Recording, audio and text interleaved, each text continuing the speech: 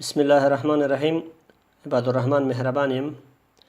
د پروژې مدیریت یا پروجیکټ منیجمنت څلورم درس.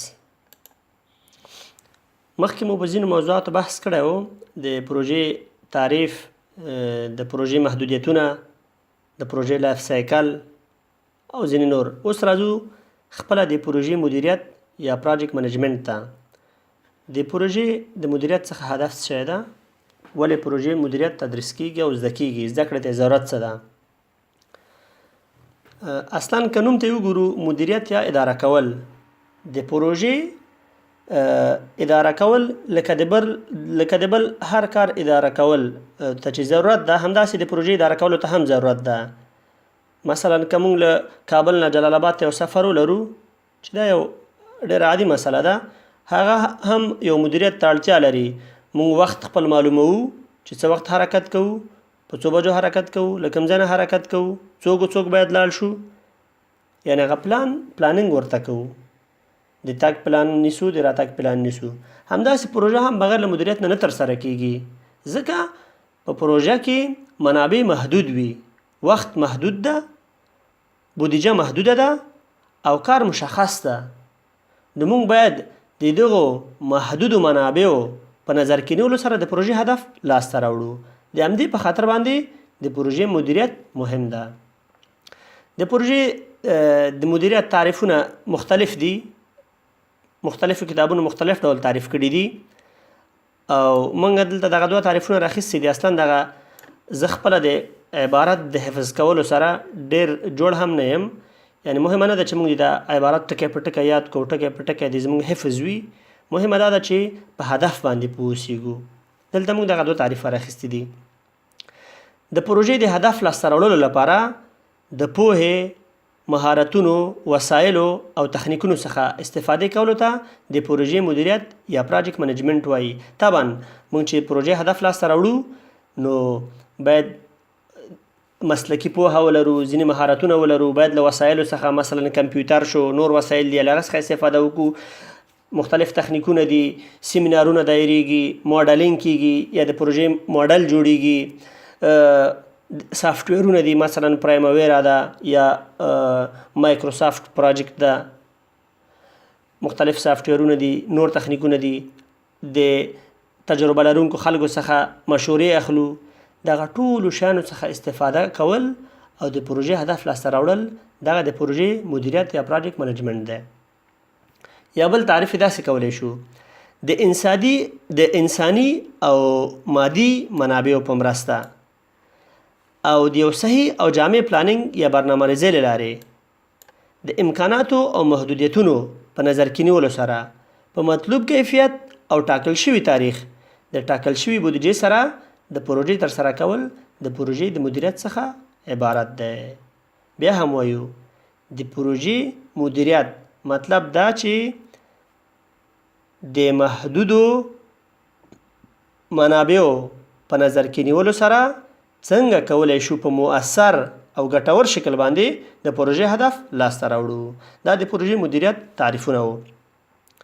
اصلا یو شي ته باید متوجه اوسېږو چې د پروژې مدیریت یوازینۍ لاره ده چې موږ کولی شو د پروژې هدف په مؤثر او ګټور شکل باندې لاسته راوړو او ځان له دې نه مطمئن کو چې دا پروژه په وخت باندې خلاصیږي.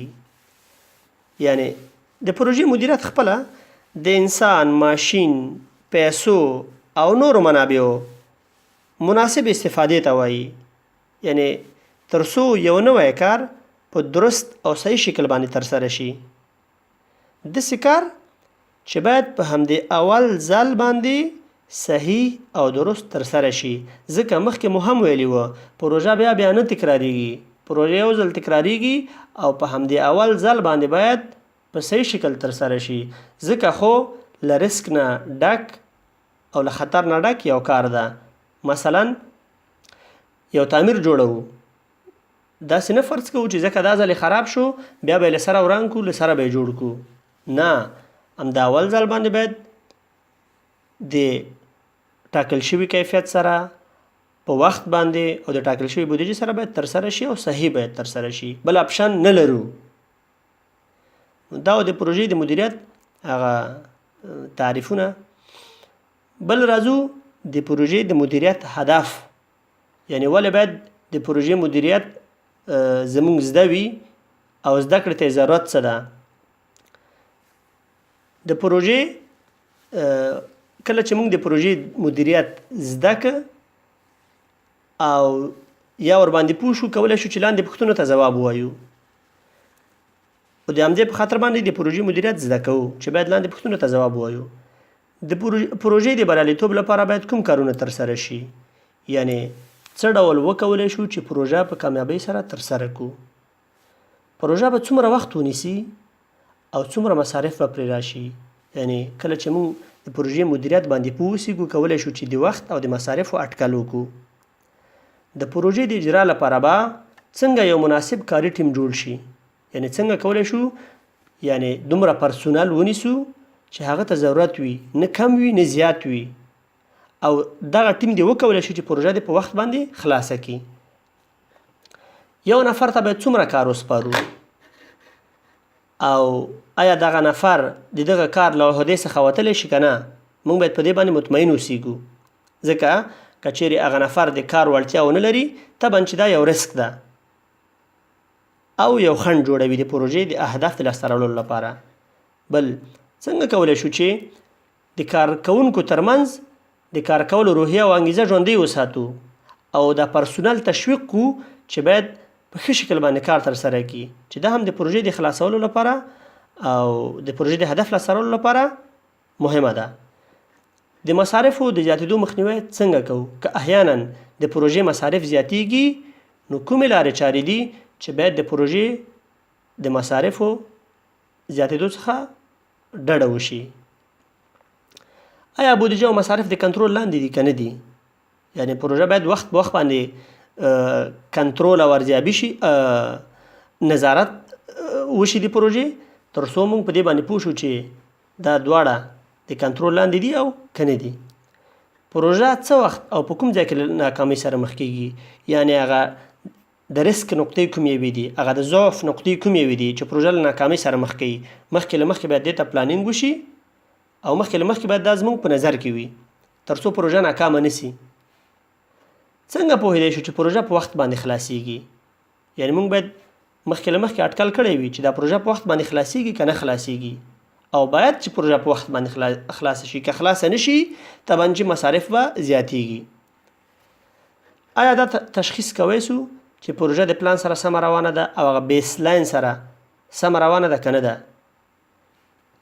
نو کله چې د پروژې په مدیریت باندې پوه اوسېږو، دغه ټولو پوښتنو ته ځواب ویلی شو او د ټولو ممکنه خنډونو او رسکونو مخه نیولی شو، ځواب ورته ویلی شو او کولی شو چې پروژه د محدودو منابعو په نظر کې نیولو سره خلاصه کړو، ترسره کړو او د پروژې هدف لاسته راوړو. او همدغه د پروژې د مدیریت هدف ده. د پروژې د مدیریت مطلب هم همدغه ده چې د پروژې هدف لاسته راوړو او په ښه شکل لاسته راوړو، په ګټور شکل لاسته راوړو. دا د پروژې د مدیریت څلورم درس. د توجه څخه مو ډېره زیاته مننه.